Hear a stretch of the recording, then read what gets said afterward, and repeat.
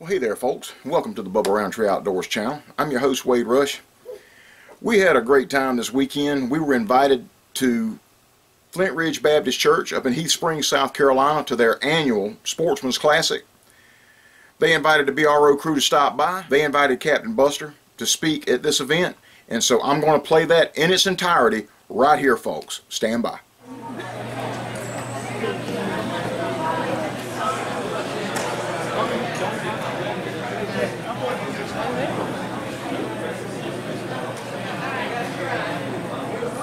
Yeah, Jacob is still covered up in the hole over there. He's holding things down. He's still holding it down.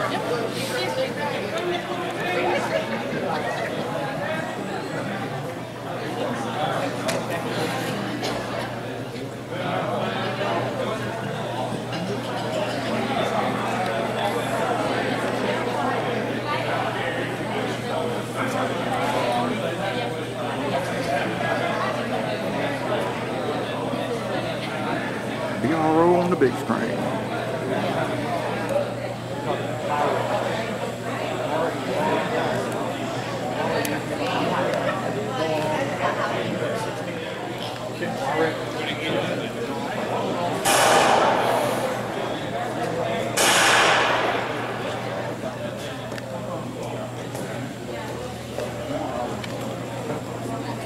All right, guys, if you want to go ahead and make your way around this way, if you will, we're going to go ahead and get started. First of all, I'm going to let Wade, while he's up here, I'm going to let him tell you a little bit about his YouTube channel that you saw playing up here while we were eating. He's going to tell you a few things about that, and we're going to get started. Good evening, folks. Y'all got a nice facility here. My name is Wade Rush. I host the Bubba Rountree Outdoors channel on YouTube. It's gotten real popular. We're pushing up on 23,000 subscribers now. It's growing big time every day. And we're a Christian channel, and that's what we push on the channel. It is a ministry, but we do a lot of stuff outside, shooting, fishing, hunting, all kinds of stuff. But YouTube has changed their policies recently. They've turned into a big anti-gun, anti-shooting organization. So probably about a third of my videos will no longer be visible on YouTube. So I'm going to have to figure a way to get around that. Anything that shows how to put a firearm together, how to assemble a firearm, how to assemble ammunition, all that is now banned from YouTube. So we got a war on our hands. They're coming down on the First Amendment and the Second Amendment. But we're going to have to wait and see if there's anything that the legislative branch can do about that. But until then, we've just got to comply so that our channel stays up on YouTube so that it doesn't get taken down. All right, so Bubba Rountree Outdoors on YouTube, y'all check him out and see some good hunting and fishing things. Lucas, come on up, if you will. I'm going to let you go on up here on the stage. You can go up through that door right over there, and it'll come around. This is Lucas Baker. I asked him to come. Lucas is at the middle school. He's 8th grade, maybe? 8th grade, 7th grade at the middle school. He's had some turkey calling contest wins here lately. 2017 South Carolina State Juniors, he was 3rd place. 2018 North Carolina State, he was 2nd place. Here this year, just a couple weeks ago, down in Georgia, he won the juniors and he won the amateur turkey calling in 1st place. So doing a great job. While he was down there, he got hired on as a pro staffer for lynch mob calls. So he's with them and just doing a great job at that. So you young guys that enjoy turkey hunting and the older guys too will enjoy this. He's going to do a few calls for us. I'm going to tell you what they are and he let him go. All right, the first one is called Fly Down Cackle.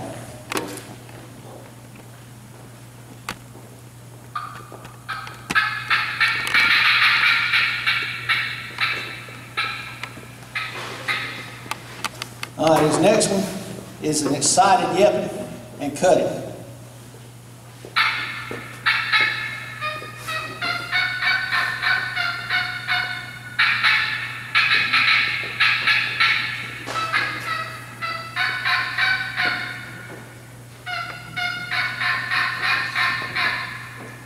And the next one is going to be cluck and putt. I'm going to go ahead and say this too. I think Lucas makes some of his calls. I don't know if it's any that he's using tonight, but he does make some calls too. So this is the cluck and the putt.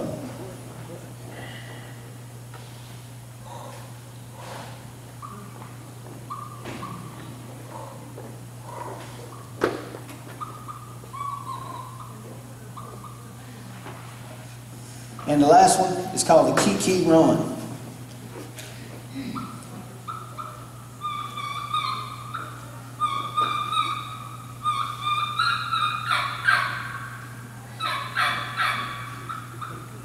All right, thank you, Lucas. Let's give him a hand.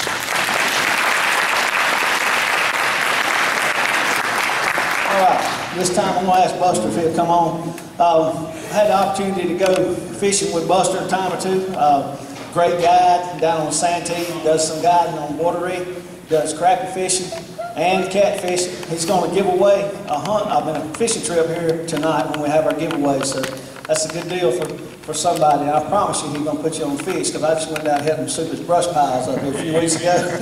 So, great guy. Every time we've gone fishing, I was telling Mandy when we came back, not one time have we been out fishing, putting out brush piles, that he's not talked about the Lord. We were going out Saturday morning, we were just talking, and all of a sudden he just breaks out praying. And that means a lot, to know that a Christian man not ashamed of his faith, and that's why I asked him to come. I know you're going to enjoy him. Just great to be around. Great man of God. We appreciate him being here tonight.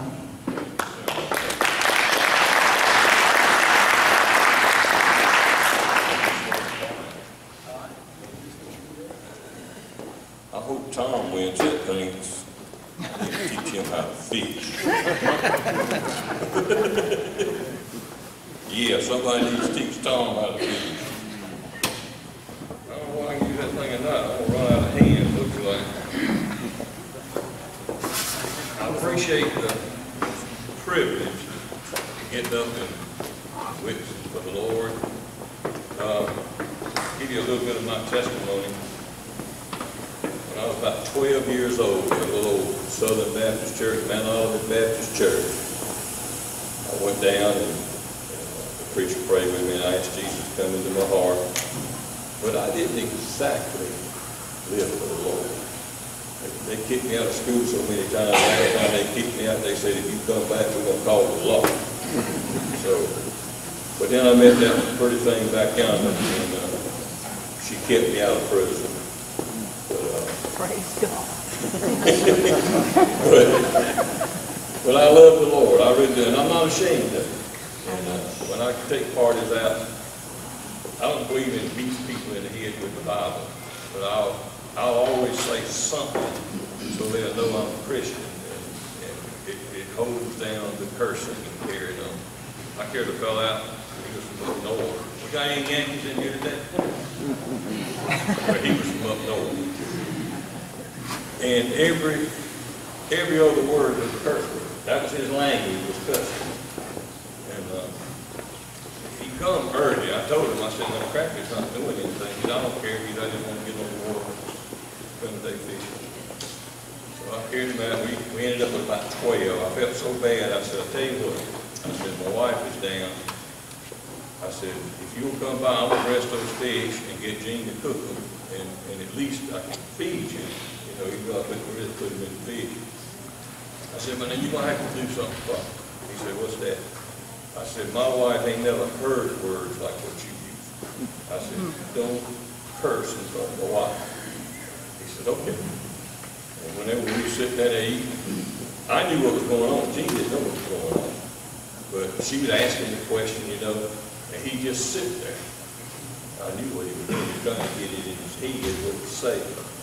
And then he'd go ahead, he'd talk real slow and all, and after he left, Gene said, well, was he mentally retarded or something? I said, no. I said, his language is cursing, and I told her, I said, I'd ask him not to cuss in front of my wife.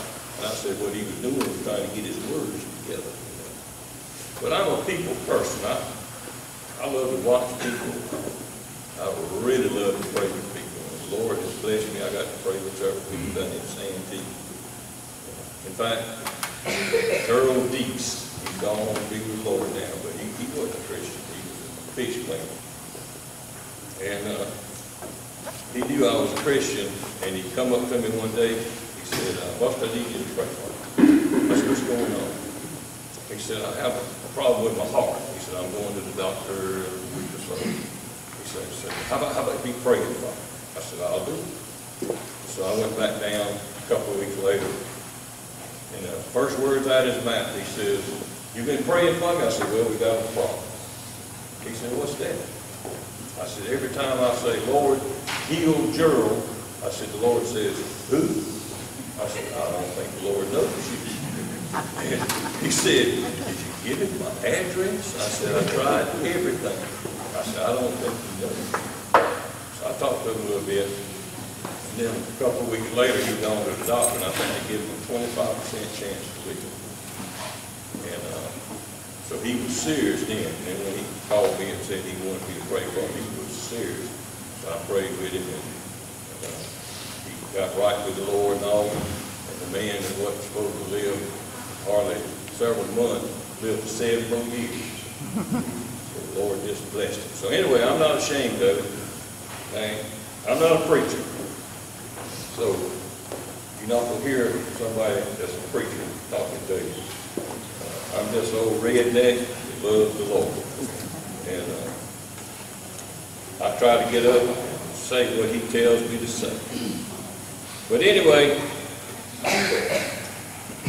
after I met her and got straight, then Jim Baker from Hartsville came and started a church right down below the house, and we helped him. We got in the gym. And he moved us into the spiritual, into the real spiritual realm. And the Lord started dealing with me probably the late 70s. One day I was out in the yard. He began to deal with me, and he said he wanted my life. He was living in my heart, but he wanted my life.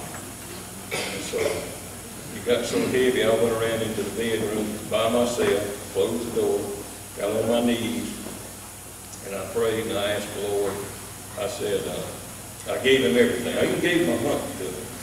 I was real worried about giving my hunt because I was afraid he would take it away from me. So the way I give it to him, I just sort of stuck it behind my back. I said, "Lord, I give you my hunt too." And the Lord said, "Oh, I'm not going to take that away from you." He said, "But it won't be near as important as what it used to be." So anyway, I told him, I said, "Lord, I'll be whatever you want me to be." I said, "That's what I'll be." And I said, "You want me to be another Billy Graham?" And he started chuckling. He said, "No." He said, "I've already got a Billy Graham. Don't need another Billy Graham." And I said, "Well, what do you want me to be?" And in the spirit, he showed me a zero, just a round zero. I said, "Well, that ought not be so hard to be a zero." And, but then he took that zero and he turned it to the side, and it was a conduit. It was a pipe. He says, "I call you to be Buster Rush. Just let me flow through." And when you're Christians, that's calling on all of our lives. The Spirit flow through you. And if you do that, you're going to see a lot of wonderful things happen. Okay? And to give you an example of that, just God always tells me, he says, "Work where I put you." Wherever he puts you, work. You know, do what the Holy Spirit tells you to do. And back, I don't know how many years it was, but there was a Southern Baptist Church, and there was a man that taught a Sunday school class. It was a young boys class.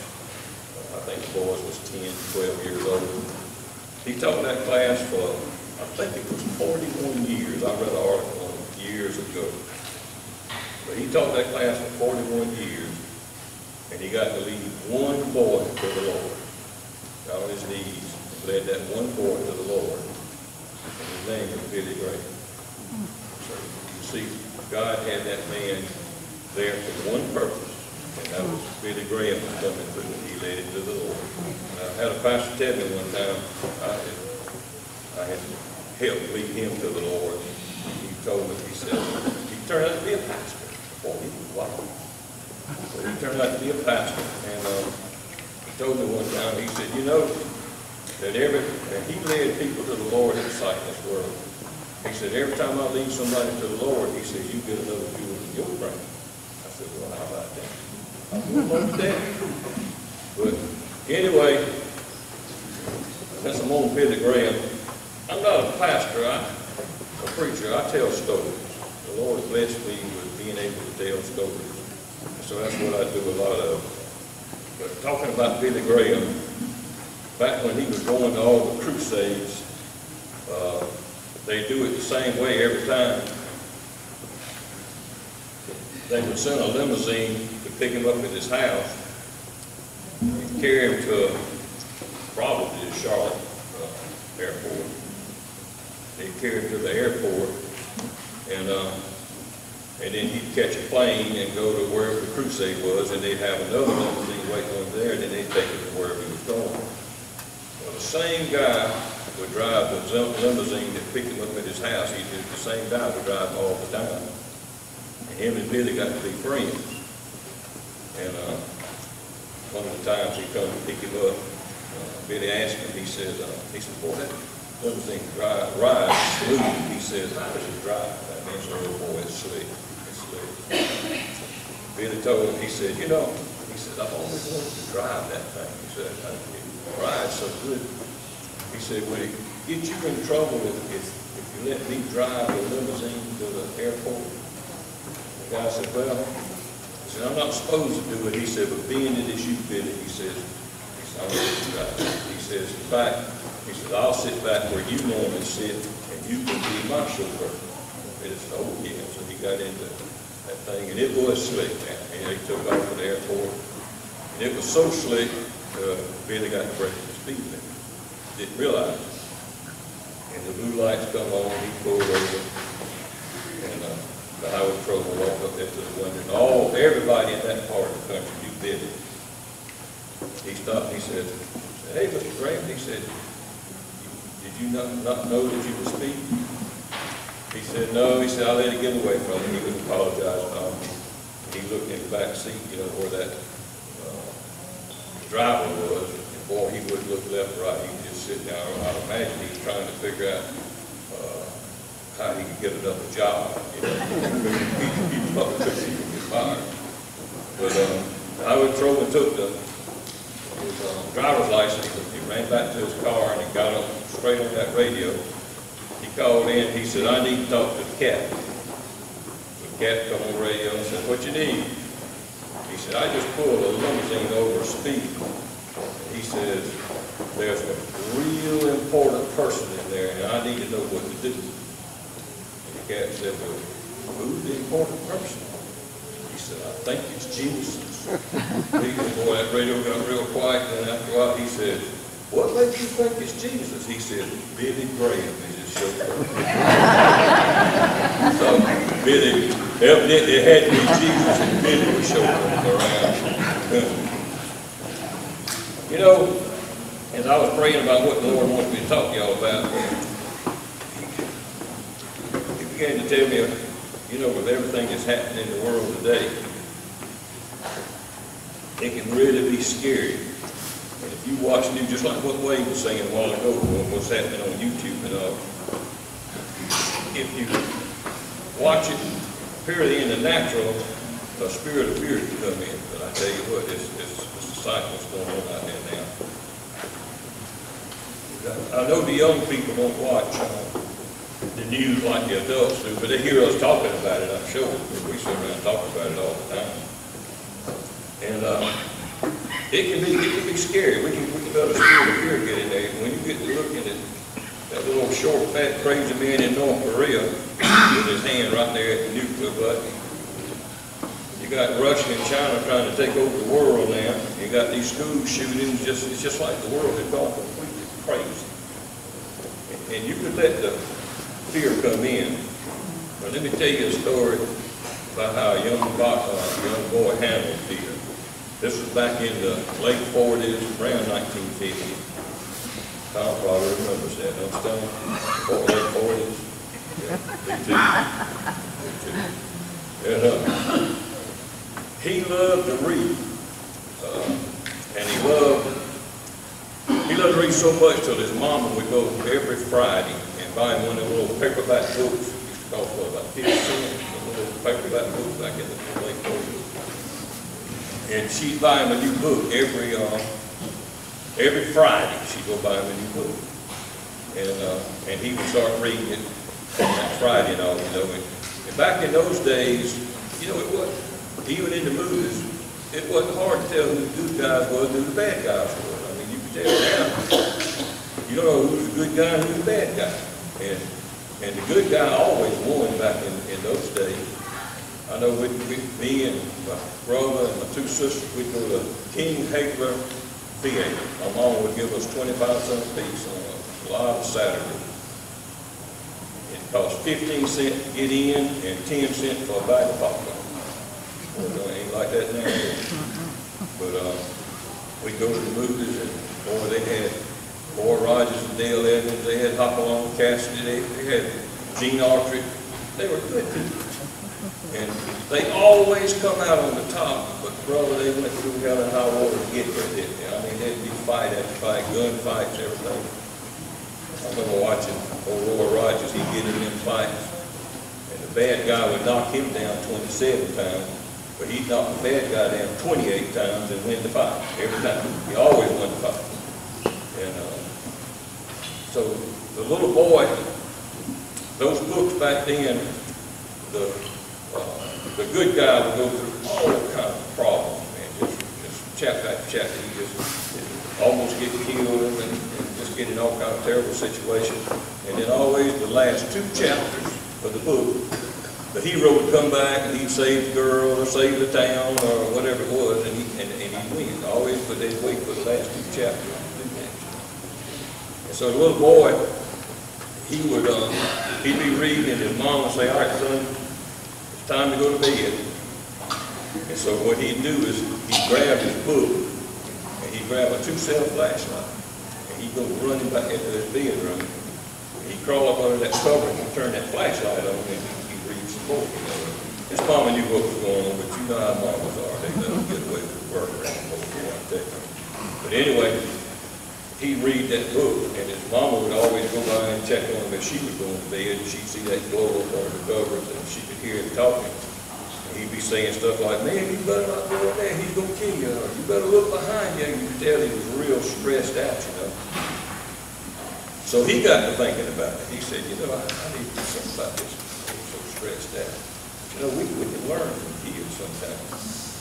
And so what he started doing, as he started getting his new books, he'd go to the last 2 chapters and read them first. And he'd see where the hero won. Everything come out fine. Then he'd go back and he'd start the front of the book and read the front of the book. And his mom would come by and check on him going to bed. She'd hear him mumbling on there, and she'd get to listening. And she could hear him saying, "Ha! You wouldn't be so cocky if you know what was going to happen to you."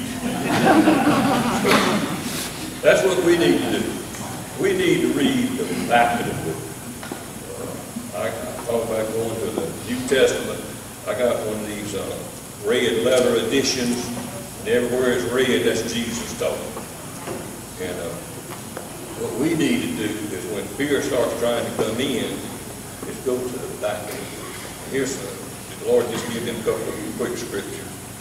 John 14:25 through 27 says this is NIV.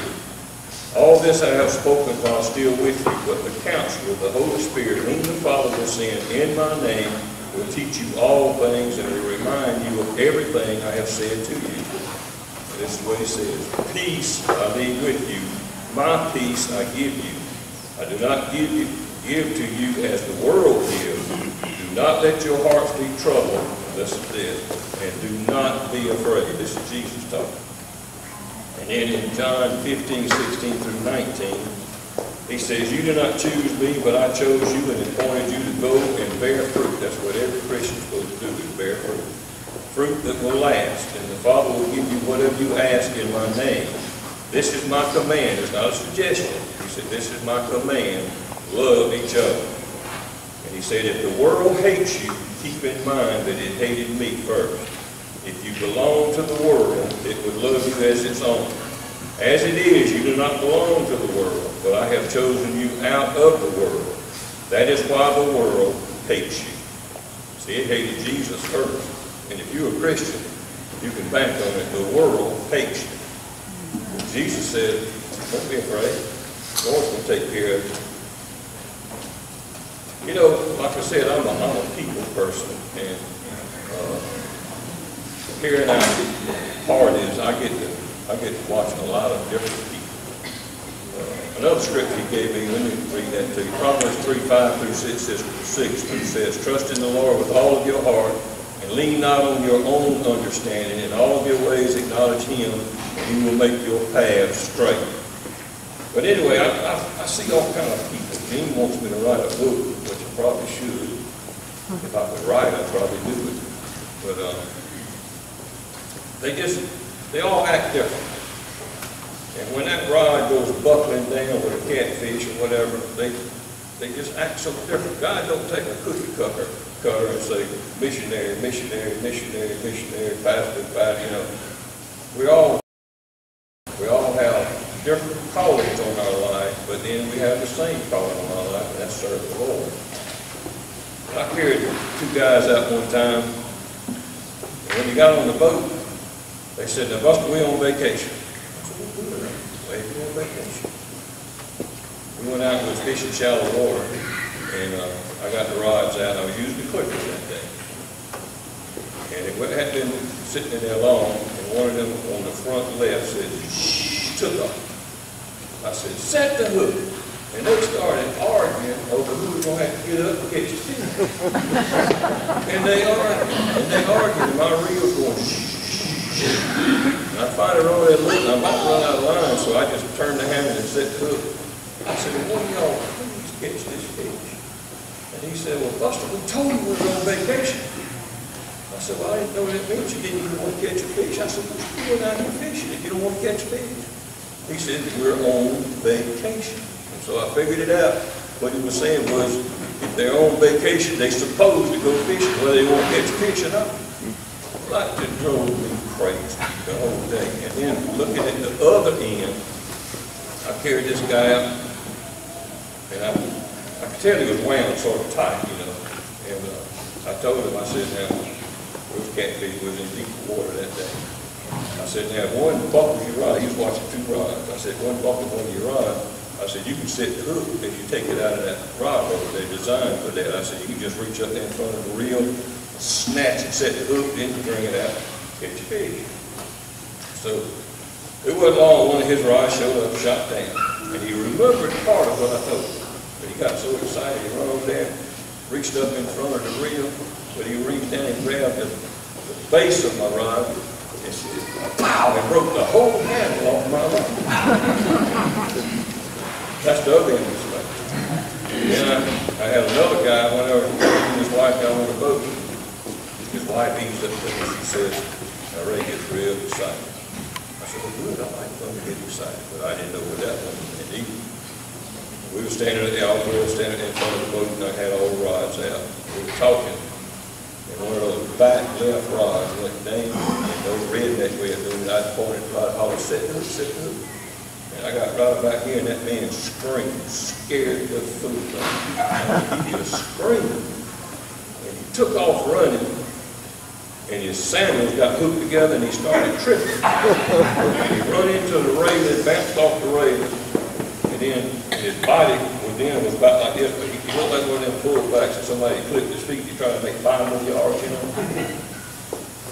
And he ran into my console with his left knee, left thigh. He said, damn, I said, oh my God, he broke his knee. He bounced off of that, and he was almost down, but he's still churning.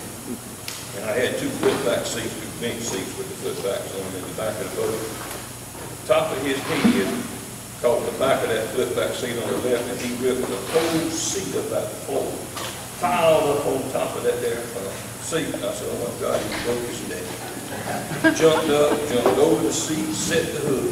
And I'm still in shock. I'm standing there. And his wife eased up to me. She said, see, I had no idea what she meant. But he come back several more times. I know the first time he came back, by himself, and he told me when he got on the boat, he said, I started to wear a football uniform, figured you'd got a kick out there. I said, I would. And when he got on the boat, and we got anchored down, I said, I ain't nobody me in here.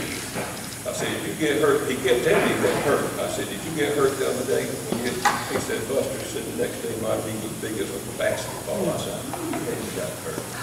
But it's like he'd been to therapy. The rod would go down and he would lose it for about a second. He'd jump up and then he'd stop. And he'd start grinding his teeth and doing his hands like this. And he would walk. He'd walk over there and he'd sit. He'd say, "How am I doing?" I said, "Oh, you're doing lots better." But you know, people are different. They all act different. He was the most excitable person I ever carried out. And I got to pray with him later on. I had him out one day and he started sharing his heart with me. And I said, "You want me to pray for you?" He says, "Yes." And well, we had folks coming by. I said, "Was I holding hand?" I don't know what people were thinking, but I was just praying. I prayed for him. We're not to live our lives guided by emotions. You know, we can all get excited, we can all get angry, we can all get fearful, you know, but if you live your life by the emotions, you're going to have a lot of problems. If you have a spirit of fear or whatever, or a spirit of anger, get rid of it. If somebody lay hands on you and pray, get rid of that stuff. But you want to leave it there, because sooner or later, I promise you, it's going to get you in trouble. And build your relationship with the Lord. Trust in the Lord with all of your heart. Lean not on your own understanding. Don't lean on your flesh or the natural man. And I believe every word that's in this Bible. I do. I believe every word. I believe it's the inerrant word of the Lord. There's another story. There was back in the 20s. There was some kind of trial. I don't remember what the article said the trial was. But they called this old Baptist preacher to the stand. For some reason. You know, it burns me up when I see them painters from Hollywood trying to use scripture to back up some of the crazy stuff they do. Seeing them politicians trying to use scripture for justifying what they're doing to our country. Or a lawyer, you know, they'll try to use scripture and don't have a clue what they're talking about. But anyway, they called this old Southern Baptist preacher to the stand. That old lawyer comes strolling up there and he said, "You believe everything that's in the Bible?" He said, "Yes, I do." He says, "You mean you even believe that part that says Jonah swallowed a whale?" The old pastor sort of smiled and he said, "Well, you misquoted the scripture." He said, "The Bible don't say that Jonah swallowed a whale. It says that the whale swallowed Jonah." He said, "But I'll tell you one thing. If the Bible said that Jonah swallowed the whale," he said, "I believe it." And that's the way I am. If it's in the Bible, I believe it. I got one more story to tell you. Proverbs 8:28. I'm sure you're all familiar with it. Says, "And we know that in all things God works for the good of those who love Him, who have been called according to His purpose." I think that scripture's been misused, but I think some people use it sometimes to okay some sin that they've done. But this was back when the gasoline engines first really come out. They had cars coming off with them, they had tractors coming off with them, and they just put gasoline engines in everything. And that's when oil truly was black gold. Boy, it was worse than that. There was this oil man, he had over 100 oil wells, and one of them caught on fire. And he called all the fire departments from around him, and none of them could put it out. Because it was so hot when they get up close to it, they just couldn't stay there long, and they just couldn't put it out. So he put out some notices all around, maybe 100 miles or so around. And what he said was, any fire department that can put out this fire, I'll give that fire department $100,000. That's a lot of money back then. And there was this little old fire department in Texas, and they got the notice. And so the captain called all the firemen together, and he said, "Look, this was a small fire department. All they had was one old truck, didn't even have a water tank on it. All they had on the truck was, they had a bunch of buckets hanging on there that if there was water close, they'd form a bucket brigade, you know. And they had bags of sand on it, and they had blankets to heat out the fire. You know, we used to use a pine limb, but anyway, they had those.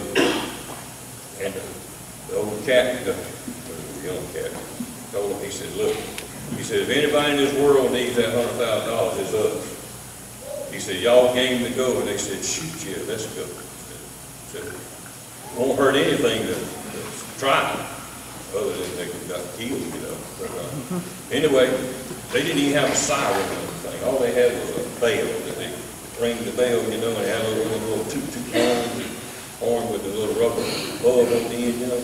That's all they had. So they took off, and the oil man had built him a little platform. And he was up on that platform talking to fire trucks all around him, and the fireman was around him, and he was talking to them. All of a sudden they heard clang, clang, clang, toot, toot, toot. And here come them boys from Texas.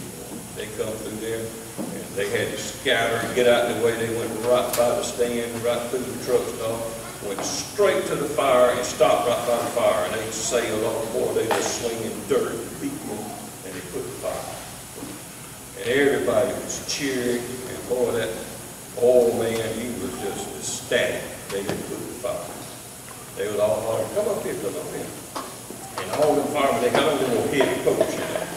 And as they walking back up, they was patting the fire off all over them. They was smoldering, you know. They got exposed. It didn't have, every hair that was exposed was gone. They had that.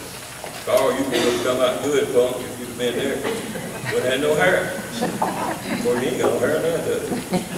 But anyway, the old man told us, come on up here. So they come up. He said, I have never seen anything like that in all my life. He said, who's the captain?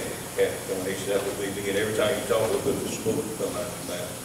And they were still patting him, trying to get the fire out. He said, I've never seen anything like that in all my life. He said, instead of giving y'all $100,000, he said, I'm going to give y'all $200,000. They said, that's he said, what's the first thing you're going to do whenever you get that money? Captain, I'll tell you the first thing I'm going to do. He said, I'm going to get the damn brakes fixed on that truck. So God can, in all things, God can work good out of it. Okay? All right, if I say anything else, it's going to be thus saith Buster, not thus saith the Lord. But that's what the Lord told me to say. That's what I'm saying. If you have a spirit of fear or something that's hindering you, I'll be glad to pray with you. Those who are, I'm sure they'll be glad to pray with you, but you don't need to leave that stuff in there. You need to get rid of it. Amen? Amen. That's my message. I'm standing by.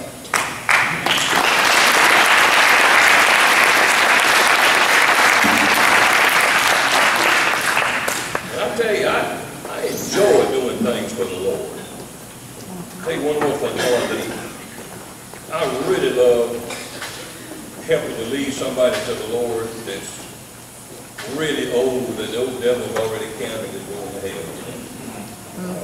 We got some new property down there. And the uncle of the guy that owned it, me and him were down there working, you know, and I could tell the way he talked and all, but he wasn't Christian. And like I say, I don't say anything to anybody unless the Holy Spirit leads me to say it. And I was down there, just me and him, me and Doug. And he had told me that he was 82 years old when he got there. And I said, Doug, how old are you? He said, how old do you think I am? I said, I'm going to say early 80s. He said, you're right on. He said, I'm 82 years old. I said, well, let me ask you something. I said, you do know that me and you both, I said, I'm 75. I said, we both done topped the hill and we well down on the other side of the hill. I said, if you was to die right now, I said, would you go to heaven or would you go to hell? His eyes got real big. He said, well, I hope I go to heaven. I said, well, we all hope that. I said, but it takes more than that. I thought I could go to heaven. About 2 weeks later, we were down there again, just me and him. And I said, Doug, I said, if you ever decide you want to ask Jesus to come into your heart, let me know, and I'll be glad to pray with you. And before he started grinning, he says, I already done it. I said, you did? He says, yeah. He said, you know where I did it? I said, where? He said, me and two friends of mine was in a restaurant and said, I remembered what you said to me. And he said, I just closed my eyes and asked Jesus to come into my heart. I said, so 82 years old, and we we snatched him out of the fire. Amen. Amen? Amen. Thank you.